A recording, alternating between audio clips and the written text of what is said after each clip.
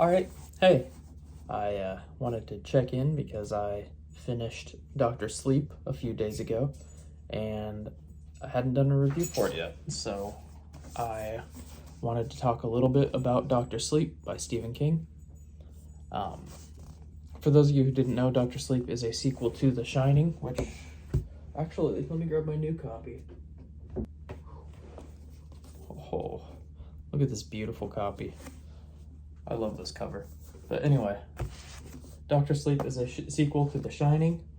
Doctor Sleep is about Danny Torrance, the boy of the of the family from The Shining, and he has The Shining still as he's going into adulthood, and he finds he's able to communicate and kind of help people come to accept their death, and so he's working in a hospice and.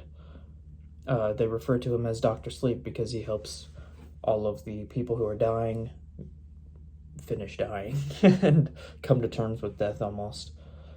And he has this, so this is all going to be kind of off the top of my head, by the way, just like all of these reviews. I don't do any scripts or anything for them. I just kind of am like, I need to record, and I sit down and start recording, so that's why this might be a little scattered.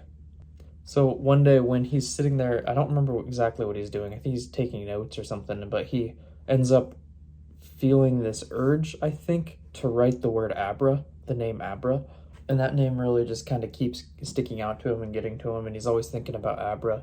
And one day when he's living and working at the hospice, he has this big blackboard on his wall, and all of his schedule and all of his notes and everything are suddenly erased, and it just says hello with a smiley face in the O, and he immediately knows that it's got to be Abra. So he's able to talk to her through this weird way of communicating, I guess, through the blackboard, and eventually they decide to meet up. Now, Abra is a young, like 12 or 13-year-old girl. Abra has a very powerful shine, I guess you would say. Now, Abra is kind of in danger because of her powerful shine. She is attracting this group of people called the True Knot, and the True Knot are also people who have, I believe, some sort of shining power, but they go around and find young kids who also shine and take the steam from them and take their shine and then kill them and bury them, and Abra is at risk of that.